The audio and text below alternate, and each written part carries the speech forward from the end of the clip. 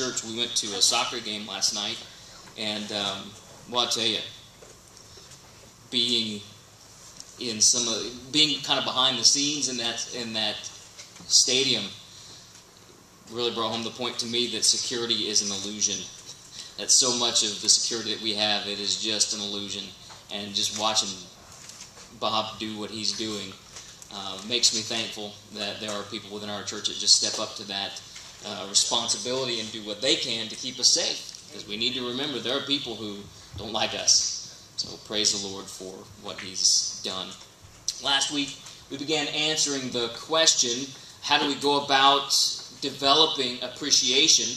We did so by trying to take a big picture look at the way that God uses various institutions and experiences and disciplines to accomplish that goal, to develop in us appreciation. This morning, we're going to zoom in on that picture by focusing on a very specific part of what we talked about in the last part of our sermon last week, and that is a plan. Nothing gets done of worth unless there's a plan, unless there's some intelligent person or group of persons intentionally going about developing that. And again, I just want to pause and ask the question, when it comes to appreciation, and we'll talk about this being an umbrella term, we were talking about it in Sunday school.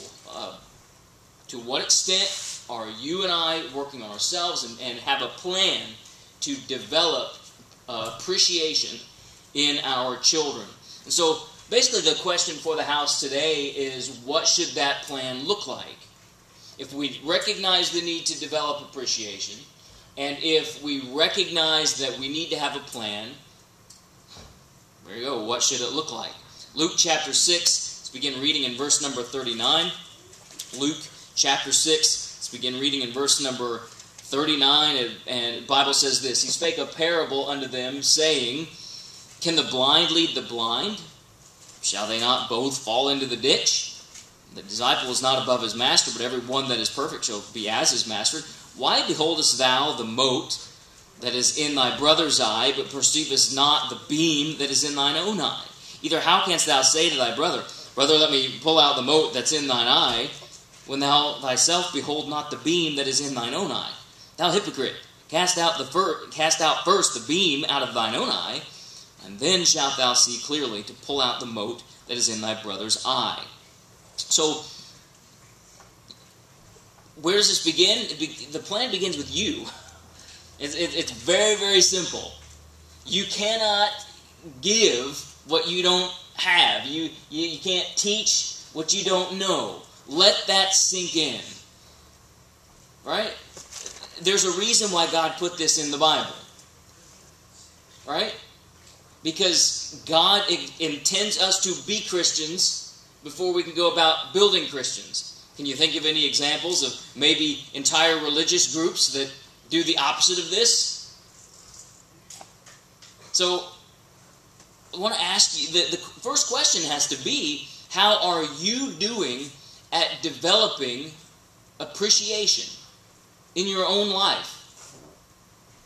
And I want you to think for a second, if you would, and remember, appreciation is an umbrella term for a bunch of different disciplines, like thankfulness and gratefulness. You know, those usually go very easily together, right?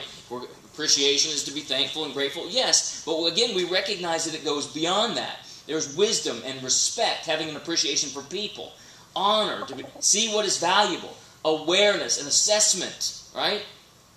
Part of appreciation is to assess risk and value, danger and opportunity. So you might be able to look at a list like that and say, yeah, I think I got that down. I'm thankful. I'm wise. I think I do a good job of assessing value and seeing the good in other people. Well, you need to remember that the person you think you're going to help, they're probably thinking the same thing. Yes? Am I right? If you expect to grow in this thing called appreciation, you have to start with an absolute, non-stop, never-ending commitment on your own part to grow in appreciation. your commitment to be thankful, your commitment to be grateful, your commitment to wisdom, your commitment to honor and value other people, your commitment to pay attention, be aware, be sober, be vigilant, see not only the opportunities, but see the obstacles and the dangers all around you. And if you don't, what do you expect with the next generation? And it's hard to confess to ourselves, admit and confess to God that we are the reason why we have a generation that does not appreciate God, does not appreciate education, does not appreciate their business opportunities, does not appreciate us as their parents, right? Very often, if we're not careful, our own failure to appreciate is basically shooting ourselves in the foot and our kids in the foot. So, you go first. You lead the way. You make it a priority. Incidentally, there is nothing more Christ-like than this. Correct? You go first. You appreciate. Does God appreciate? Does God see the value in sinners? Does God see the opportunities in each circumstance? Does God see the dangers presented to us in every circumstance? Of course He does. There is nothing more Christ-like than you going first, not waiting on your spouse, not waiting on your kid. If you appreciate me, then I'll appreciate you. Wrong. Wrong, wrong. You go first, and then you'll be amazed at how God uses you to inspire others to follow. Can we amen that? Amen. All right. Maybe we should take a cup of coffee. I mean, we did the whole singing and everything. Listen, I get it. And this little parentheses, I'm your pastor, and I know that a lot of you are really taking a beating right now. I understand that. That's why this is so important. Hang on to the end. So, the plan. There it is. That's the plan. Now, in the interest of organization, in the interest of being able to remember it, I want to divide this plan into two parts. Two equally important parts. The first one, and again, I picked out some terms in the hope that you'll be able to remember this and apply it. The first one is be proactive. We know what that is, right? If you've ever read Stephen Covey, you know what proactive is. To be proactive is to take a controlling, creative, causative approach to a goal. To be proactive is to take steps towards solving problems before you face them. Right? Luke chapter 14. Go ahead and flip back a couple pages. We hear this instruction. We'll start in verse number 28. Luke chapter 14, verse 28, it says, "Which of you intending to build a tower sitteth not down first and counteth the cost, whether he have sufficient to finish?" So if you're going to build something, you sit down first and think about the plan. You're proactive. You know, I've had people ask me, why you carry a gun? Are you looking for trouble? And I want to ask them, why do you have a fire extinguisher? Are you looking for a fire in your house? Why do you have a spare tire? Are you hoping to get a flat? No, it's being proactive is just part of wisdom. You recognize that there are certain challenges that you face. There are certain things that are coming. And so I need to take steps to be prepared. One of the things that I would have never thought of, Annie is a good gift giver.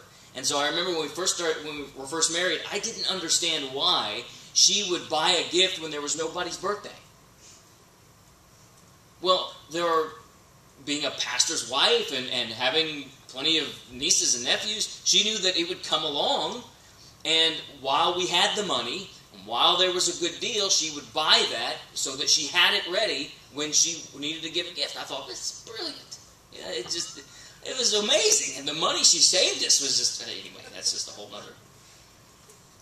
nother reason why I love my wife. So it's just being proactive. It's paying attention, addressing, if not solving problems before you even get to them. Be prepared. Amen?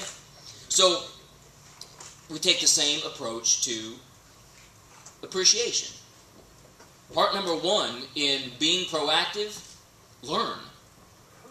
Congratulations, you can pat yourself on the back. You're doing that right now. You're sitting in a church where you're hearing a sermon on being appreciative. Yay. All right? Don't let that be the extent of your preparation for being appreciative. Go buy books on the topic of thankfulness and gratitude. Would that help? Parents, in the course of the, let's say, 18 years that your children live under your roof, is it just possible that maybe reading a book or hearing a sermon series or watching a series of videos or an important movie that just nails home the importance of gratitude and thankfulness, should that be part of the plan? This is where everybody nods their head and says, yes. Because unquestionably, we as parents should be proactive. We should recognize the need to do this. And so we should go seek out resources that will do that job, that will accomplish that goal. You know, there's so many different options here. There's books, there's seminars, there's devotions, there's sermons and sermon series. Incidentally, as I was preparing this, I have probably 4 or 5 different sermons that approach gratitude and thankfulness, appreciation of people, assessing danger. There's just so many different things that they're sitting on a memory stick back there. And all you got to do is say, hey, I need that. Or, hey, what have you got on that? And I'll shoot it to you. Simple. And there are plenty of other churches. You might not know this. Do you know that many churches post their sermons? And there are all sorts of resources that are available out there. Get your hands on those things. You know, I want you to look at these texts. Wisdom is the principal thing, Proverbs says. Therefore, get wisdom. And with all thy getting, get understanding, it says. Proverbs chapter 20, verse 5, it says, counsel in the heart of man is like deep water, but a man of understanding will draw it out. Now, what in the world is that?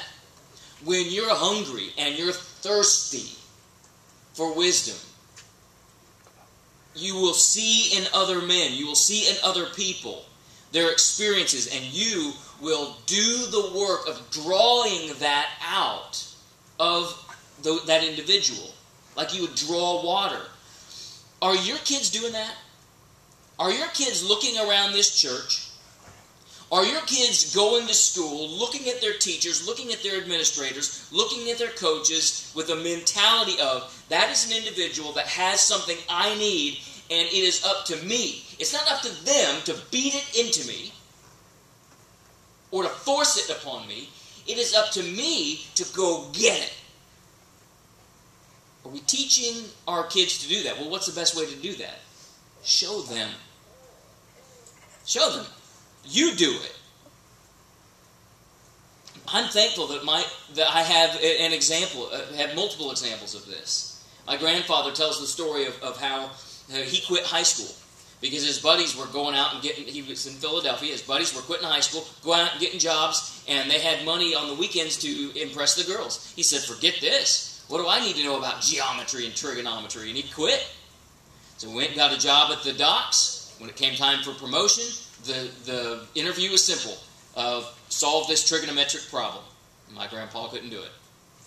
Changed his attitude about school. He went back to school, but he had a greater appreciation of education. He started buying books. He started aggressively seeking rather than waiting on someone else to beat it into him. You know, I love this quote here because it can be very convicting. Getting a phone or getting a TV, a bunch of entertainment options, it's pretty normal. But are we developing in ourselves a hunger for knowledge? When was the last time you read a nonfiction book? And do not give me this sort of, well, I can't do the books because I don't do the reading. Figure it out. And can I throw this out, and I got to be careful, I don't want to overstep my bounds, but I can say with authority, I can say with certainty, that reading a book exercises muscles in your brain and develops your character in a way that listening to a lecture on a YouTube video doesn't do.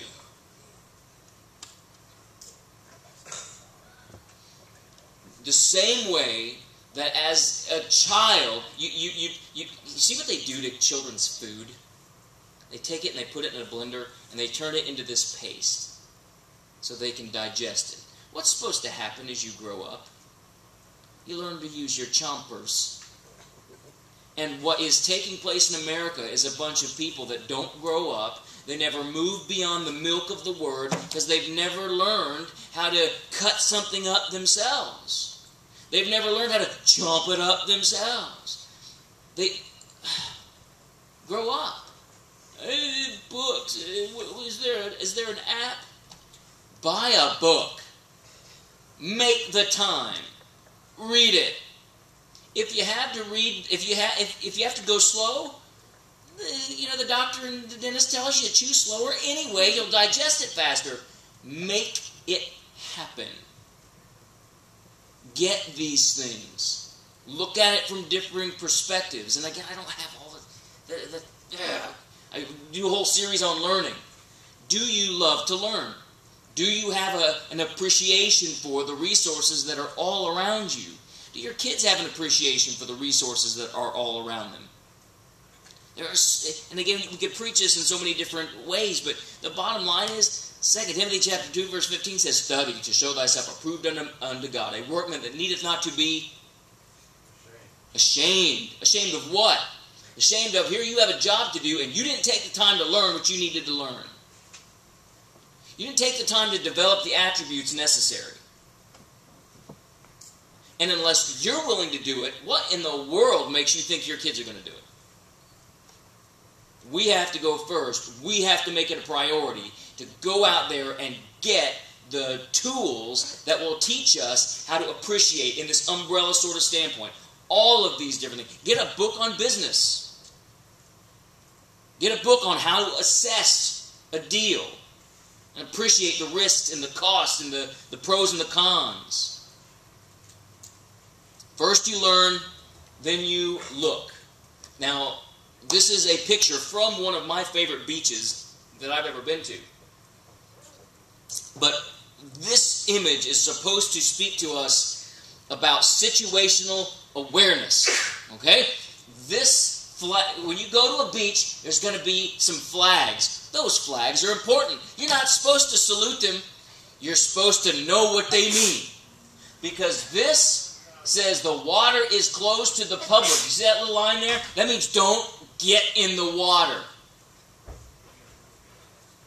This, high surf and strong ripcords. You know what that means? You're going to go out in the water, you're going to start swimming, and next thing you know, you're going to realize that the riptide is taking you out 50 yards, and you're in trouble.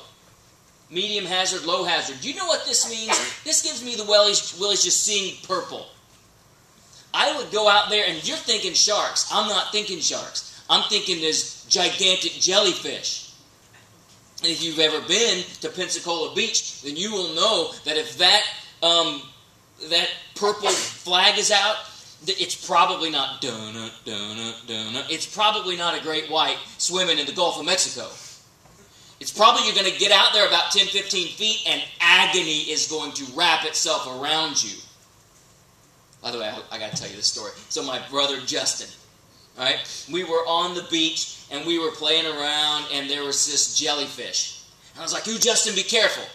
Don't step on the jellyfish." And he was like, "They can't sting you when they're dead," like Mr. Attitude. I said, "Oh, really?" I took that big old bell jellyfish and I went, it was perfect. Just right on his stomach, and I wish y'all could see his face. He went from, and he ran for, and that's what he said, "Mom, while, and they started running for Mom. Let me tell you something. You see that purple flag? Raise your hand if you've been gotten by a jellyfish. Are you kidding me? Yeah. Just that. Raise them up. I want to. 1, 2, 3, 4, 5, 6. Holy cow. All right. I'm going to give you, this is free. If you see the purple flag, yeah, you just, ankle deep. Be careful. And I'm telling you, there's some of them that are ginormous and they'll kill you. So, let's get back to our notes here. Situational awareness. Framing. Let's use that word. Framing the situation. We're talking about being proactive. So hopefully you've read some books that give you some knowledge about how to go about appreciating people, how to appreciate circumstances, how to appreciate education, how to appreciate business opportunities, how to appreciate an interview, how to appreciate compounding interest. Hopefully you've read some books that help you appreciate that. So when you go into that circumstance, whether it is school, whether it's sports or shopping or socializing or church or business, fill in the blank, you're going into a situation, you should be proactively appreciative, yes? You should be going into it with certain things in mind that you're looking for. By the way, I got to tell you this too. So I had this image that I was going to use instead of this, and here it is, this lady sitting there, and she's just living in oblivion, and back in the tall grass is this lion walking up. And I kid you not, I had it in my PowerPoint. It was clicked in, sized, it was good to go. And then I noticed she had toilet paper in her hand. And I went, oh! And I was like, nope, can't use that. And it took me a while because I just didn't see it. And so I thought, well, maybe I can make it bigger and you don't see the bottom part. And I knew as soon as I did that, there'd be some sort of formatting error. There she be, taking a pee, and just couldn't do that. But anyway, so you got the beach scene. You should be paying attention. Are there dangers that face your kids, opportunities and obstacles that your kids face at school? Yeah. Should your kids be going to school with an appreciation that there are people there who have spent a lot of time, a lot of money, a lot of effort to give them something that they need? Do you have a procedure or a process that leads up to you coming here? Are you leading the way, showing your kids how to prepare yourself to learn by preparing yourself to learn here at church?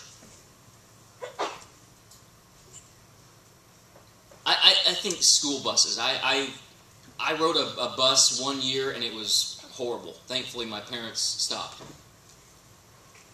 Maybe my parents recognized I wasn't smart enough or good enough to be able to survive it. And so my parents would drive me to school and I would get the pep talk before I got out of the door. It was, are you ready for this? Is your attitude square? That teacher whose personality you have a conflict with, are you ready to go get what they're trying to give you? Are you ready for this? Are you in the place where you're going to go learn? All right, so you have this obstacle. There's this bully, or there's this person, or there's this challenge that you face. Are you ready for that? Do you have an appreciation? Are you going in it? Are you looking out for peer pressure? Certainly you're not so weak that you're going to fall for that, are you? It's developing an appreciation for the environment. And again, this is school, this is sports, this is shopping. Think about that. Shopping. What? Appreciation for shopping? If your daughter can walk into a mall and see all that we have available to us and say, there's just nothing here,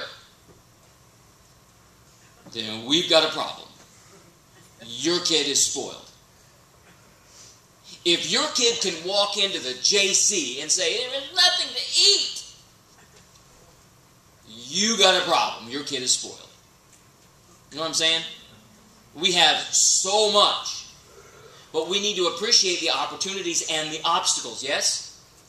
Because just because something looks good and tastes good doesn't mean it is good. We need to have an appreciation for what is good and what isn't good so that we can make wise choices. And you need to get your head and your heart and your kid's head and heart, your spouse's head and heart, where you, in the space you need to be proactively. Do that before. Like going to grocery shopping hungry. Huh? My wife doesn't even allow me to do that anymore. That's a total lie. She just throws up her hands and she's like, I give up, Because if I want it, buddy, I'm going to get it. And then I throw the budget and then I feel like an idiot. It's not ever not allowing you to do something. So, should you have a plan before you go into the grocery store? Come on, yes, of course you should. It's being proactive. This is simple stuff, and yet, is it really happening? If you walk into the grocery store or the mall or the school or the sporting event without a proactive attitude, with a we'll take what comes sort of attitude, what's likely to come? Trouble. So, I want to throw this next slide up here because it's a brilliant example of situational awareness and appreciation. Caleb was promised Mount Hebron. So they show up in this circumstance. Caleb is an old man, and he said, give me that mountain. Why? Because he had an appreciation for the mountain. Was there anybody still living on that mountain? Yeah, and who were they? The giants of Anak. 80 years old. And he said, I'm as strong as I was when I was 40. I'm good to go. Does that mean he didn't appreciate the danger? Oh yeah, he did.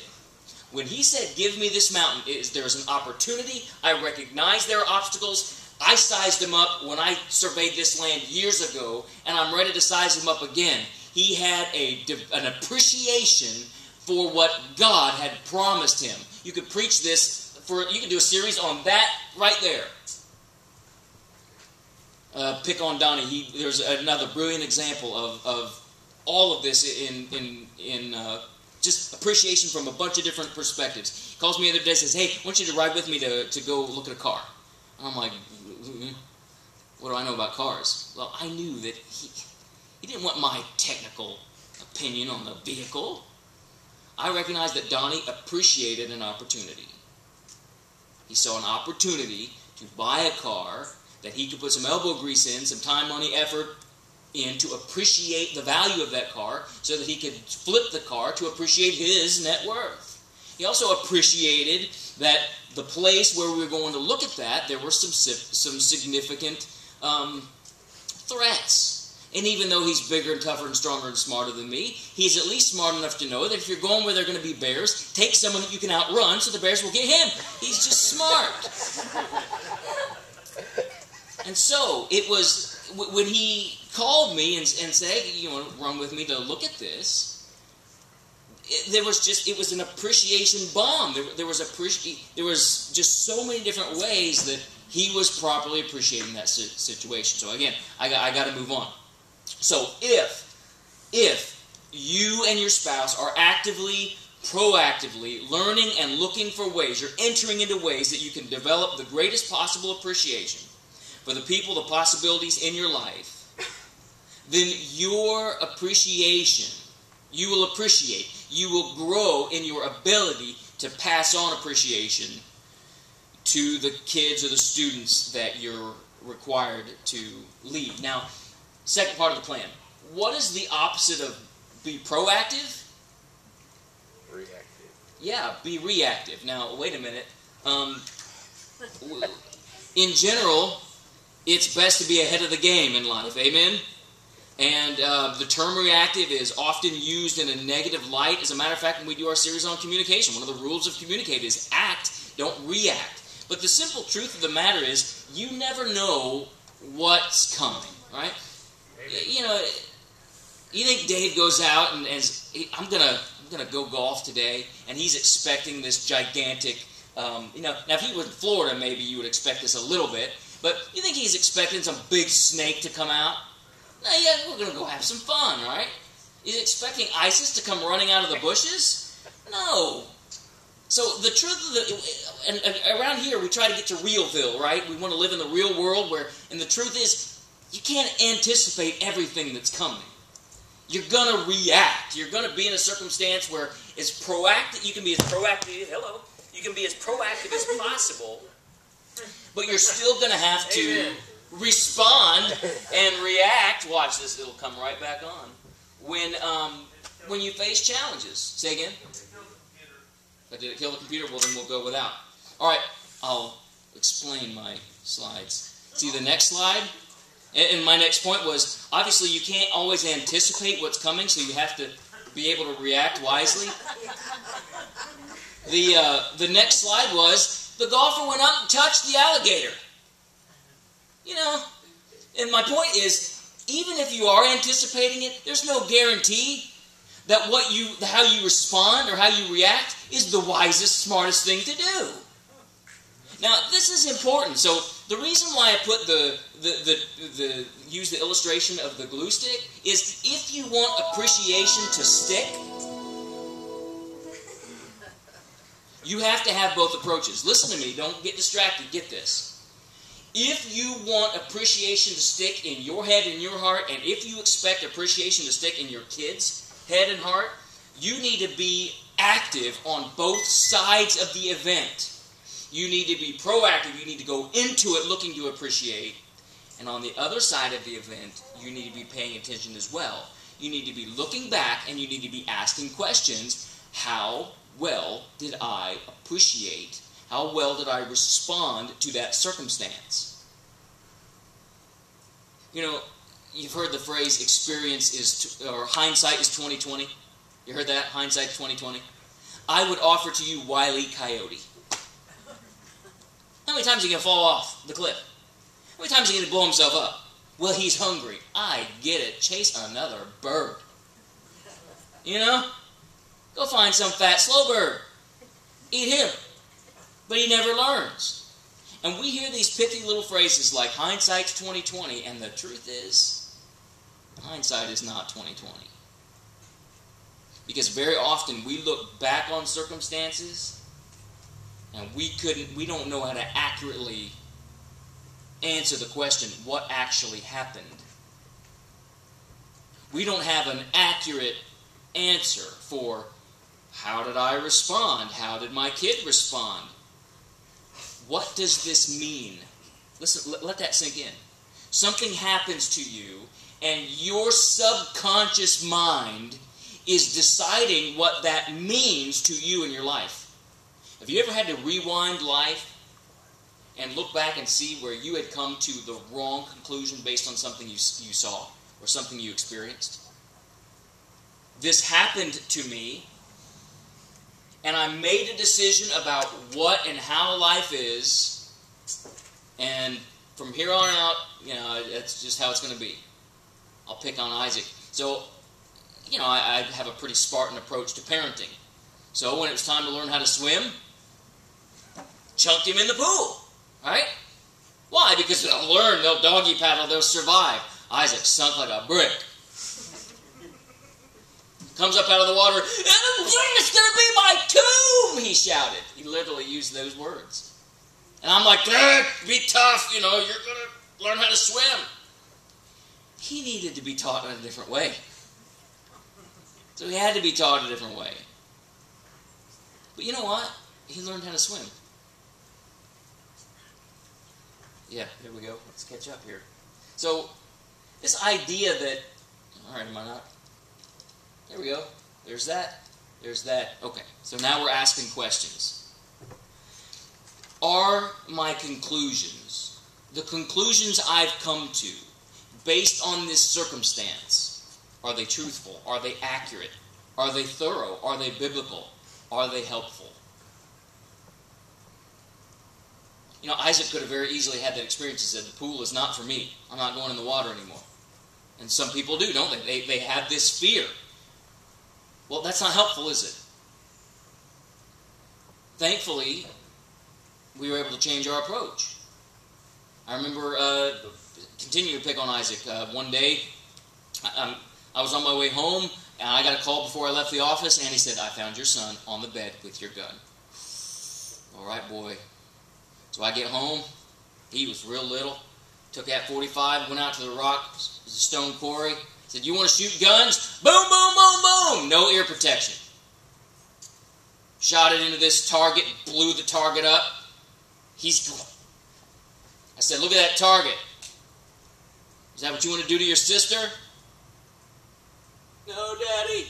Now, how mean was that? You are going to scar that little boy. You are going to damage him. You're going to turn him into some sissy that doesn't ever want to shoot. He learned early what guns are. This is what, you want to play with it? Here it is. This is what it is. This is what it does. This is how it is. This is how it does it. Now you know. Now what are you going to do? He's scarred in plenty of ways, but he loves to shoot. You know what I mean? We need to be careful because we are, and here's the thing. I didn't just do that willy-nilly. I did that and then we had a conversation. What does that mean? What conclusions are you coming to based on the experience that you just had? I've told the story over and over and over again about standing on a roof watching Mount Pinatubo erupt. This mushroom cloud of sand and ash. And my dad saying, boy, are you lucky. The town I was living in was about to be destroyed. My life was about to change forever. And Dad said, you realize how many kids get to experience this? What you are going to experience over the next 12, 24 hours is like a hero in a movie. You know, people get to experience these sort of challenges, and many kids in the States don't get to have these sort of things. How lucky are you? And I went into that circumstance like, I'm going to be the hero of this story. I'm going to do what needs to be done, how it needs to be done. I'm going to make sure that I'm the hero of this disaster. And we were able to help. On the other side of it, we were looking back on it, and we have a jar in my parents' house of ash that came off of Mount Pinatubo. And every time we look at it, what did we learn? How did we grow? How did we get better? What were the good things? What were the bad things from that situation? Parents, I know I've gone wordy and we've had this thing. Listen, don't underestimate the power of what your kids are experiencing every day. You need to be active. You need to be involved. A teacher can be well-intended and damage your kid. You can be well-intended and do damage. Ask, check, lead the way. Your sinful heart tends to wonder. You need to be asking, what are the conclusions I'm coming to based on this circumstance? Is it a helpful, right conclusion? Or is it a damaging, limiting conclusion? I burned my finger on the stove, therefore I will never cook. That's not good, right? So again, parents of all, we need to be paying attention when you have challenge, and again, it can be good and bad.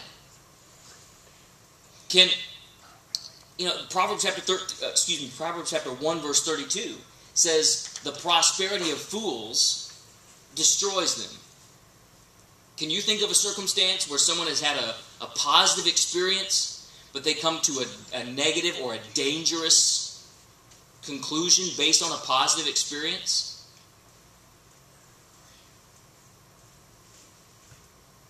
I stepped over this line that my parents told me not to step over, and I didn't die.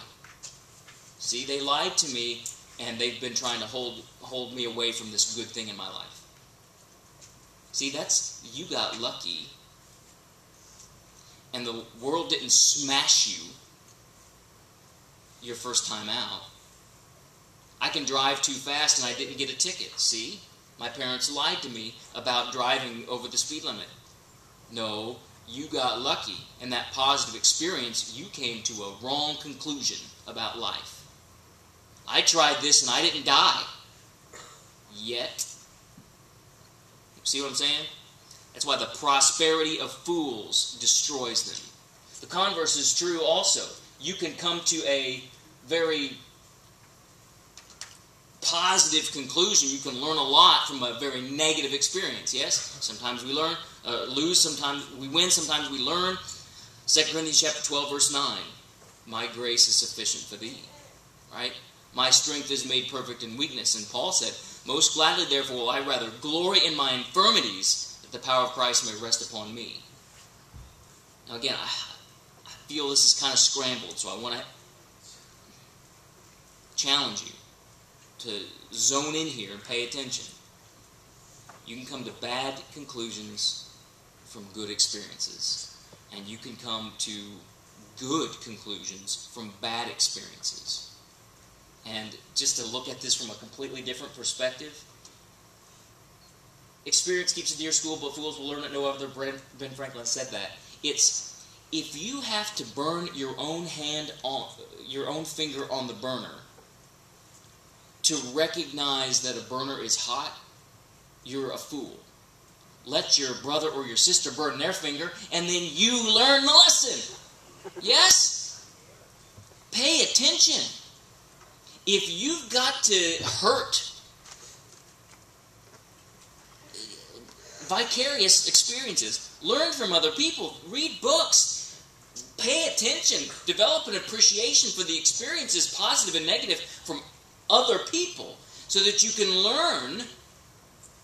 You can save yourself 20, 30, 50 years of pain by listening to someone who's been there, done that. Can't you? You can save yourself a whole lot of time and a whole lot of pain if you're smart enough to appreciate learning. If I learned anything in the PI, it was this verse. Boast not thyself of tomorrow, for thou knowest not what a day may bring forth. The normalcy bias for me was destroyed, because one day life's great and you're swimming in the pool. The next day the pool is, you're standing by a pool and there's a gigantic earthquake and you don't have fresh water for 2 months. One day life is great, and the next day your town is destroyed. Okay? So, you never know what's coming. You need to be prepared. If you have good things happen, good seasons in life, 1 Thessalonians 5:18 says, in everything give thanks. Good times, good seasons, good day, make it a priority to appreciate it. I'm almost done. You can hang in there for a couple more seconds, right? Seconds, right? When good things happen, don't be spoiled. Take the time, make it a priority, make it part of the plan to appreciate it. Bad things happen, bad days happen, bad seasons occur in life. Make it a priority. Take the time. Make it part of the plan. Not just to get through it, but to appreciate it. God doesn't do it just to be mean. So when there are bad things, don't waste the pain. I've been taught. Don't waste it. If there's pain there, God put it there for a reason. What's the reason? Appreciate that. I'm a firm believer in making painful circumstances pay you by appreciating them.